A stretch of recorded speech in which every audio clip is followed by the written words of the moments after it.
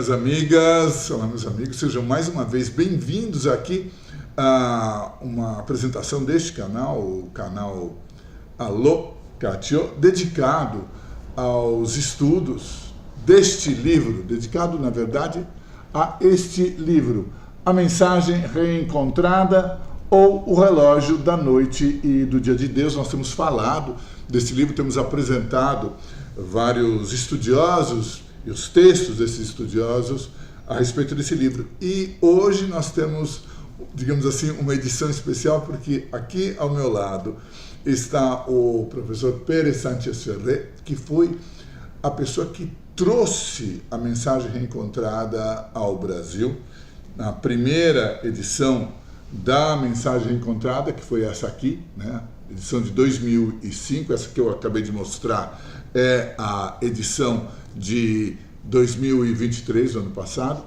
e ele vem ao Brasil periodicamente para falar do livro, para falar das doutrinas do livro.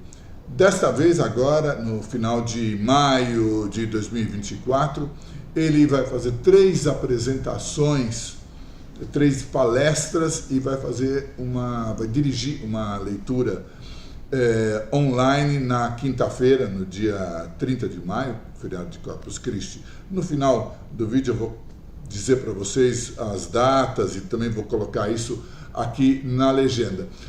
Professor, seja bem-vindo em primeiro lugar, é um prazer, né? O professor Pera é historiador, é escritor, é autor de livros, né?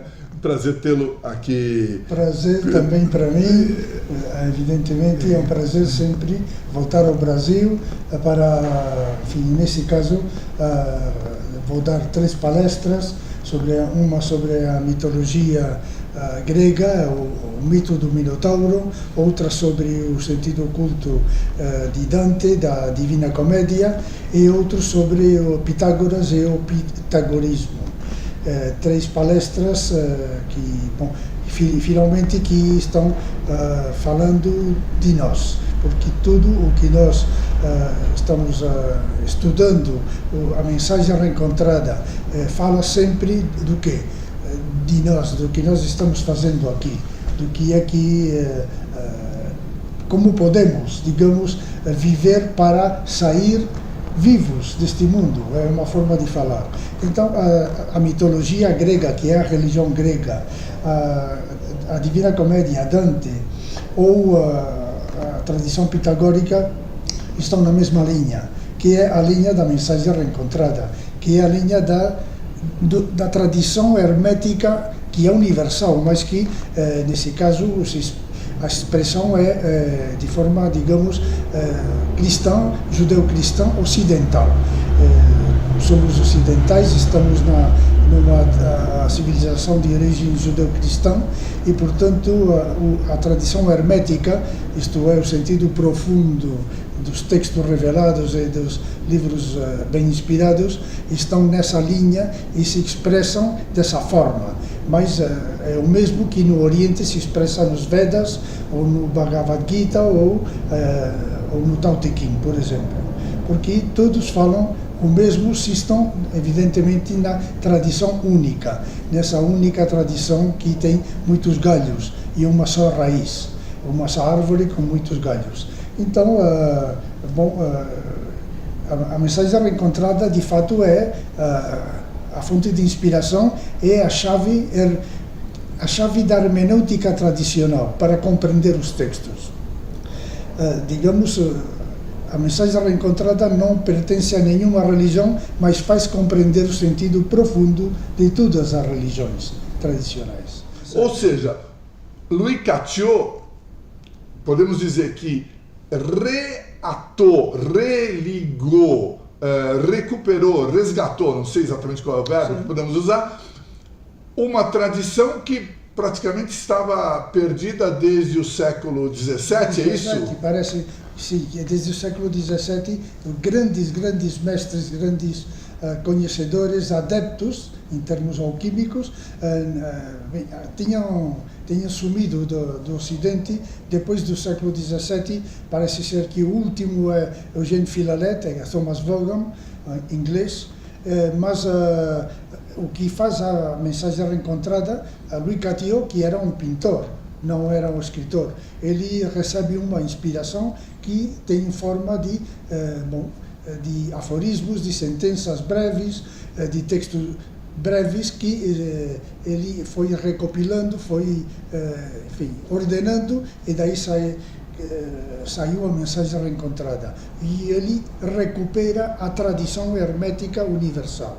É digamos, o hermetismo redivivo, o hermetismo posto ao dia de hoje, não porque vai inovar, vai dizer uma coisa diferente, uma nova doutrina. Não há nada novo na mensagem reencontrada.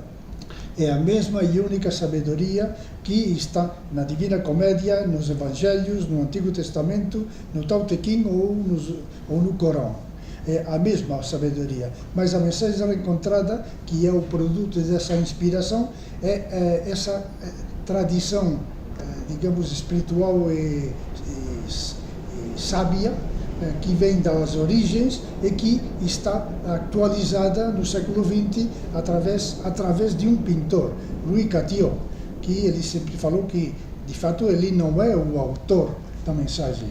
O autor é o verbo que inspirou ele. Esse é o autor da mensagem reencontrada, da mesma forma que podemos dizer que o autor da Torá é o verbo que inspirou Moisés. Tanto que Moisés sabemos que é um personagem real, mas o real, mais real do que nossa realidade, é o verbo que inspirou a Torá, o verbo que inspirou os Evangelhos, o verbo que inspirou a mensagem reencontrada.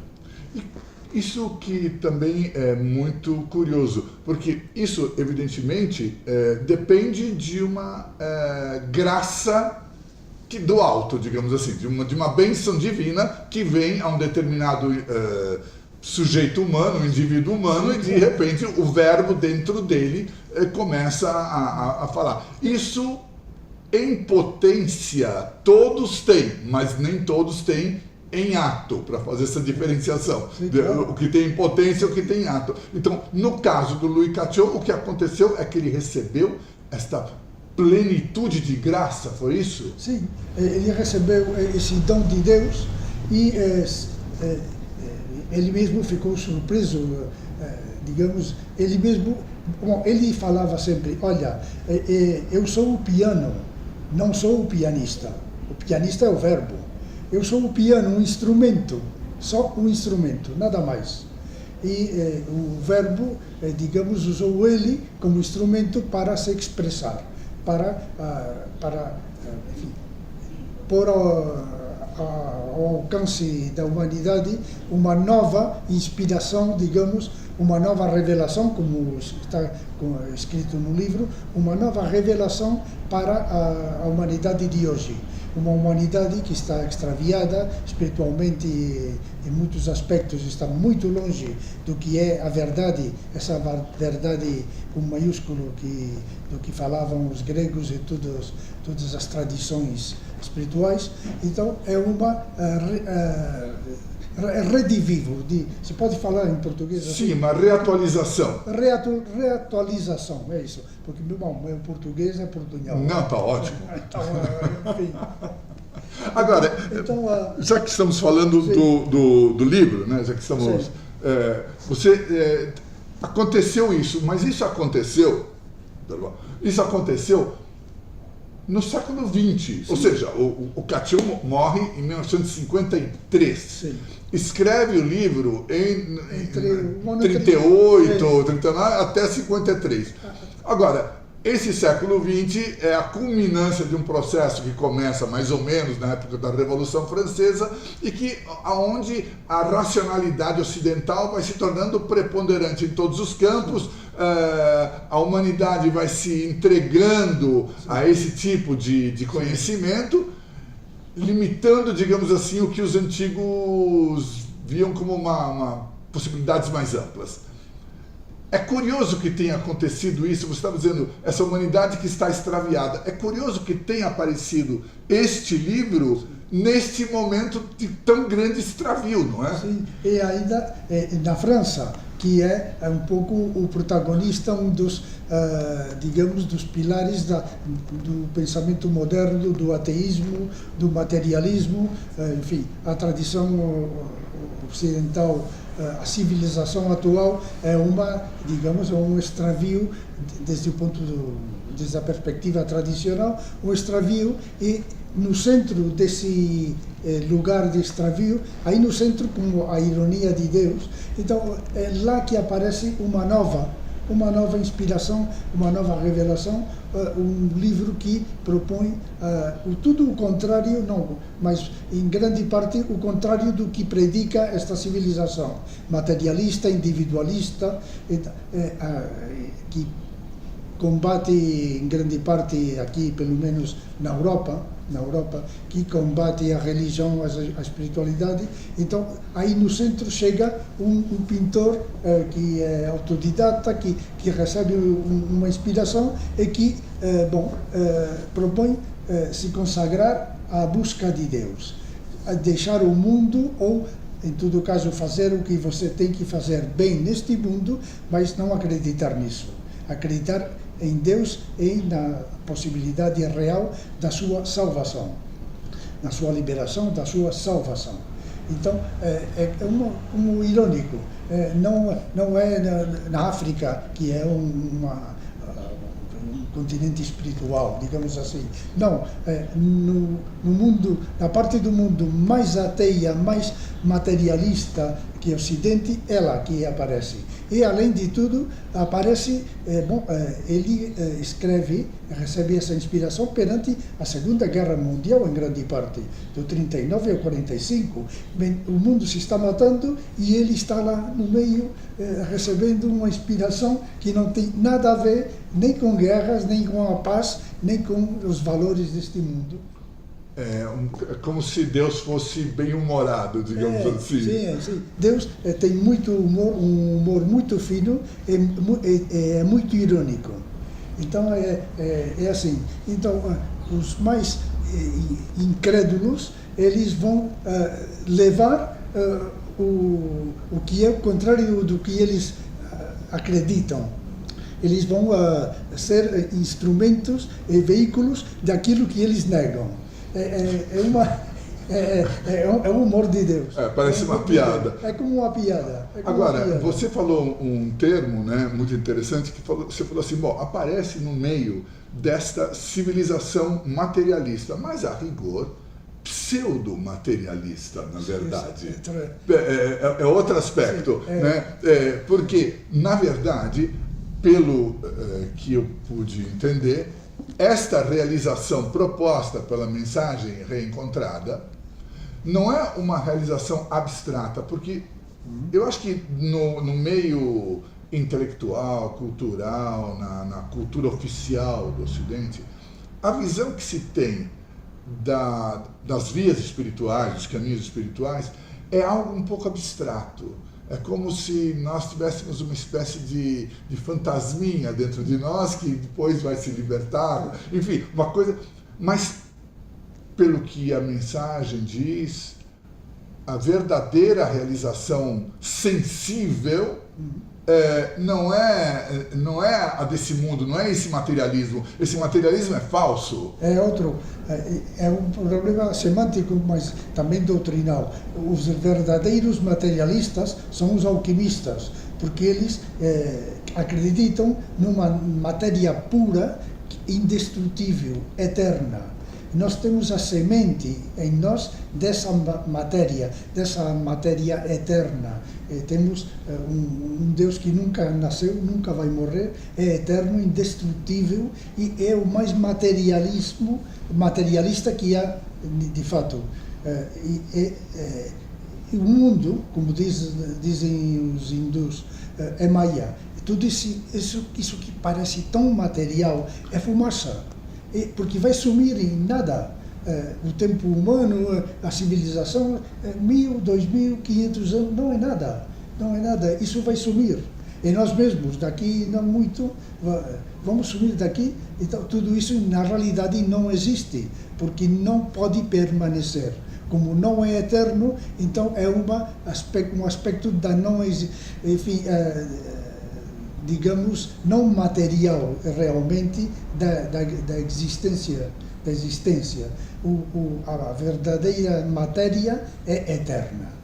Tudo o que nós vemos de matéria está em destruição permanente, em construção permanente, está fluindo e está num movimento universal que, finalmente, a resultante de tudo isso é zero.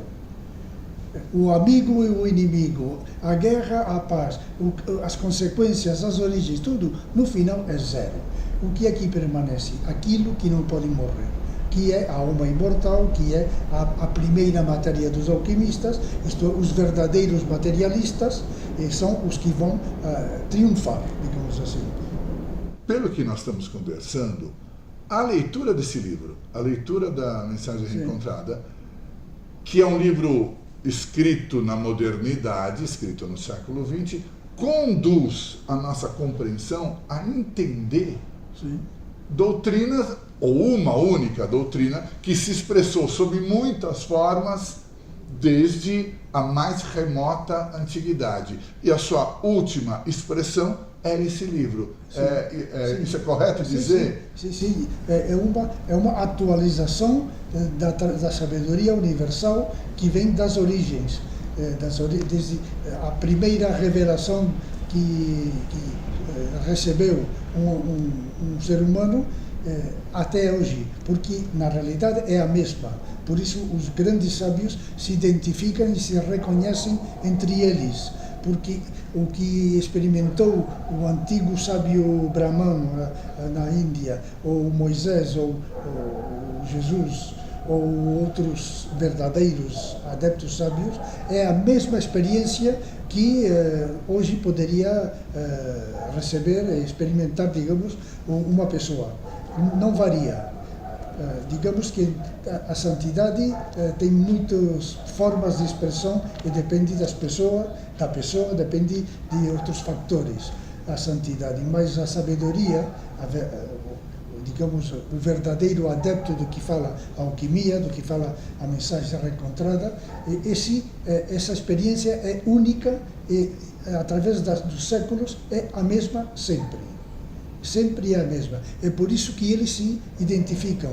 Por isso, o alquimista olha, lê o Gênesis, o livro do Gênesis, está identificando uma experiência porque ele viveu essa experiência do Fiat Lux, por exemplo, desse caos convertido em luz, enfim.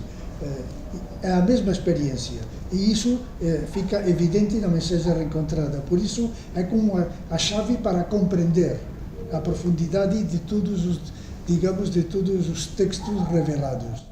É muito curioso mesmo, e é muito perturbador, talvez, para certos interesses, que isso aconteça agora. Claro, porque o que propõe um livro inspirado como uma mensagem é que você seja livre, porque vai dirigido a homens e mulheres de espírito livre. É o contrário do dogmatismo, é o contrário das ideias dos preconceitos, das ideias, digamos, assimiladas sem critério, porque é o que agora tem que acreditar o mundo, eu também, porque eu não posso ser diferente. É a moda. É a moda. Então, é o contrário. A tradição hermética sempre te propõe a liberdade absoluta, porque Deus nunca força ninguém, nunca violenta ninguém, nem para salvá-lo, como diz a mensagem reencontrada. Você tem que escolher livremente, que é o único que pode escolher neste mundo. Você já nasceu num contexto, nasceu homem, nasceu mulher, enfim, numa família, isso já não muda. Mas o que pode mudar? Que você pode buscar Deus ou não, ou ficar no mundo. Não precisa escolher o mundo, você já está no mundo.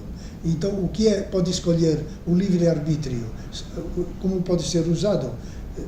Se consagrando à busca de Deus, e vai fazer a sua vida igualmente, mas, digamos, você vai se apercebendo como o mundo perde consistência e a sua busca vai se consolidando, tem mais consistência, e o mundo, o inverso, o mundo vai perdendo esse interesse, essa consistência.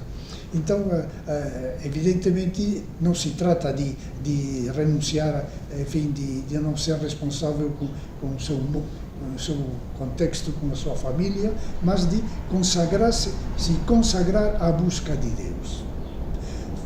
Esteja onde esteja, faça o que faça.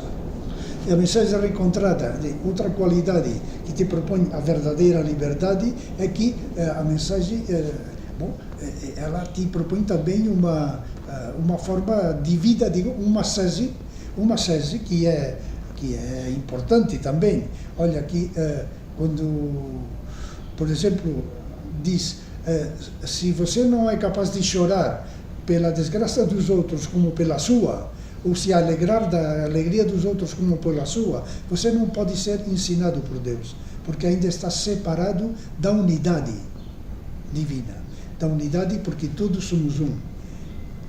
Então, essa perspectiva, porque na centelha divina de cada um, que é Deus em cada um de nós, agora estamos separados, mas na realidade, no nível divino, digamos assim, é tudo um.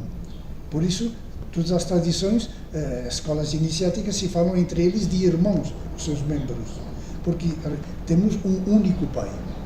Estamos separados, digamos, perante o tempo da nossa existência neste mundo. Voltamos à unidade. Os salvos, um dia ou outro, todo mundo vai voltar à unidade. Então, a mensagem reencontrada te situa nessa perspectiva. E, por exemplo, quando diz que a falta de amor neste mundo é culpa da nossa falta de amor. A falta de solidariedade é culpa da nossa falta de solidariedade, e assim com tudo o resto, porque sempre é culpa nossa e não dos outros, ao contrário do que acostumamos a acreditar. Então, ele te dá a volta a tudo.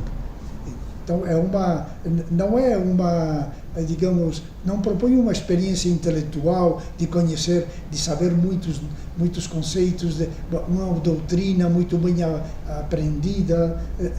Também a doutrina é bom compreender, mas o importante é a experiência. Isso é essencial, e é o que propõe a tradição hermética. Aumenta a experiência e diminui o discurso. Por isso, os antigos pré-socráticos se expressavam através da poesia e dos aforismos. O sol e o homem engendram o homem. Está tudo dito aí. A mensagem reencontrada está nessa linha. Por isso não é um texto em prosa doutrinal que aclara, explica, propõe, exorta. Exorta através de aforismos, de textos breves, de pensamentos, exorta a buscar a Deus onde? Em você mesmo, que é onde está. Como? Com a ajuda do céu, da força do céu. O Espírito Santo, Isis na religião egípcia, a Magna Mater dos romanos, tem muitos nomes.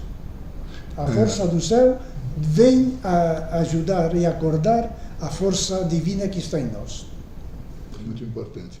Mas você falou, citando um dos versículos da mensagem encontrada, você falava, a mensagem encontrada se expressa através desses versículos, desses textos breves, e você citou um que diz a falta de solidariedade nesse mundo, na verdade, é porque nós não somos solidários, a falta de amor é porque nós... Né? Tem pobreza no mundo porque nós somos pobres, né? Enfim. E você falou, é sempre, portanto, culpa nossa e não do ambiente, dos outros, como normalmente se acredita. E você citou essa palavra, culpa, sobre a qual se faz um discurso que é o seguinte, mais ou menos. Porque estas doutrinas espirituais querem sempre buscar a culpabilizar, que é uma expressão que veio da psicologia freudiana, enfim. E isso é também um discurso mal colocado, na verdade, né? Porque não é que se propõe viver como uma culpa, viver você estava falando, a proposta é viver de forma livre, né? Não que você se torne um dogmático. Né? Comenta isso, por favor. Temos que viver livres e com alegria, porque estamos vivos. Ter um corpo humano é a grande oportunidade deste universo, deste mundo. Então, a alegria é contrária digamos, ao que é feio, ao que é destrutivo, ao que é, enfim, negativo.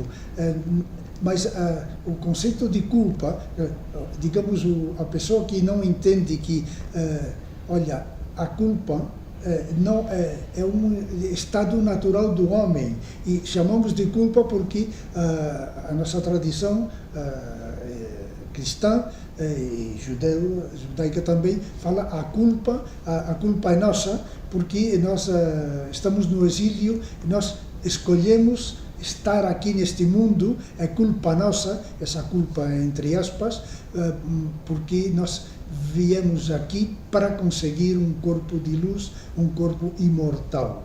Essa imortalidade que não existe no mundo carnal, nem no mundo material que nós conhecemos. E, na realidade, o sentido de culpa, teologicamente, é mais uma mancha, não é de uma categoria moral. Não é culpa minha. Olha, em todo caso, você se põe nas mãos de Deus e ele vai arrumar a ideia que você tem da sua culpa. Porque todos somos culpáveis, sim, mas não é no sentido moral, mas no sentido físico. Uma mancha na roupa, isso é a culpa. A mancha é o exílio, isto é, nosso Deus está sepultado e tem acima uma mancha carnal. E ele está sepultado esperando se libertar conosco ou sem nós. Porque ele vai se libertar. Então, essa mancha somos nós. Nós somos a mancha do nosso Deus. Mas é natural e devemos viver com felicidade, com alegria, essa realidade nossa. Porque não é Deus que nos quer fazer infelizes, somos nós. A louca da casa, que é esta minha louca, ela como trabalha demais, e eu até gosto que ela trabalhe demais, porque parece que sou mais real, quanto mais louca está ela, então parece que, bom,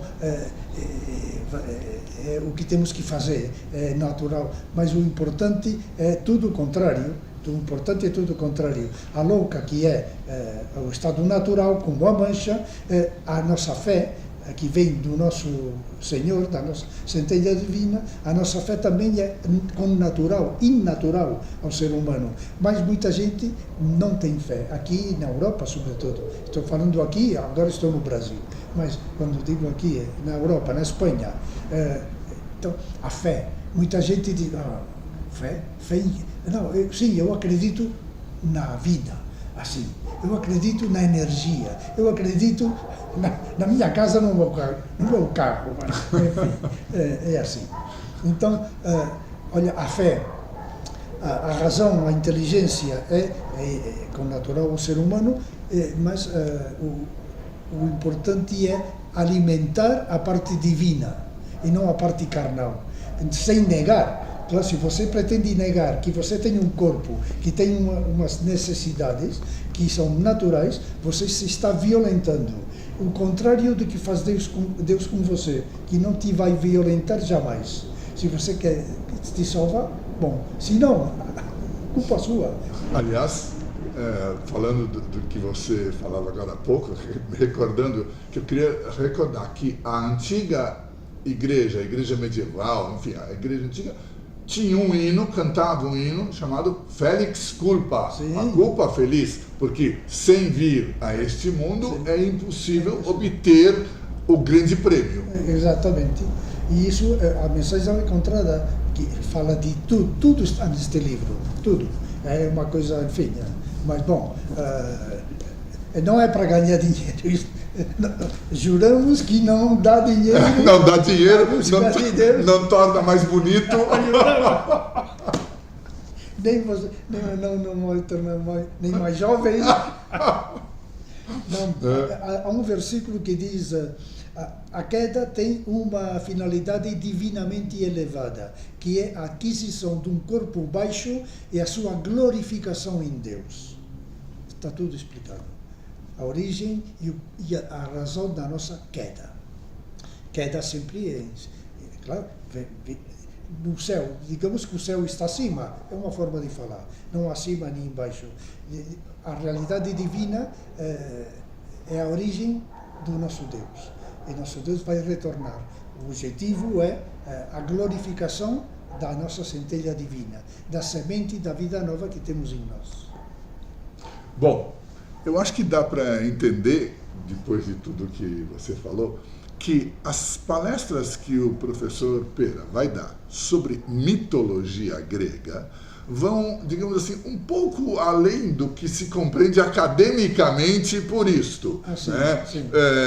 Então, eu quero convidar quem estiver vendo este vídeo a vir assistir isso, porque na quarta-feira, dia 29 de maio de 2024, véspera do feriado de Corpus Christi, o professor estará na livraria 97, que fica na Vila Mariana, na rua França Pinto, número 97, para falar do mito do Minotauro, um dos mais famosos mitos da mitologia grega. Depois, no dia seguinte, que é o feriado de Corpus Christi, ele estará dirigindo uma leitura online da mensagem encontrada, né? E para participar dessa leitura existe um link, eu vou colocar esse link aqui nas legendas desse vídeo. Né? Na sexta-feira, dia 31 de maio, ele vai falar de Pitágoras e do pitagorismo. Pitágoras, também um dos grandes sábios da antiguidade, o nome dele significa o profeta de Apolo. Né? O profeta Pítio, né? Sim, da Pítia. Da Pítia. E isso vai ser às 7 horas da noite, assim como a palestra da quarta-feira também, às 7 horas da noite. Às 7 horas da noite, no Instituto Verte, que fica na rua Ásia, número 49. Isso perto de Pinheiros, perto do fim da Avenida Sumaré, né? Na Zona Oeste de São Paulo. E na manhã do dia 1º de junho, às 10h30 da manhã, na Biblioteca Pública Alceu de Amoroso Lima, na esquina das ruas Henrique Schaumann e Cardeal Arco Verde, ele vai falar do sentido profundo da Divina Comédia, que, como eu comentava no começo da nossa entrevista, é um livro onde Dante Alighieri é conduzido nos dois primeiras partes do livro, no Inferno e no Purgatório, por outro dos grandes sábios e inspirados da antiguidade, que foi o poeta Virgílio, o autor da Eneida. Então, mas estas apresentações, como eu estava dizendo, vão além do sentido acadêmico, porque vão a esta raiz comum, é isso, não é, Pera? Pôr de manifesto o sentido hermético ou profundo desses grandes obras, grandes textos, como é a Divina Comédia, que é uma obra inspirada, sem dúvida, reconhecido como tal. Enfim, o mesmo Virgílio considerado um profeta até pelo cristianismo original, digamos, porque anunciou o nascimento desse Filho de Deus.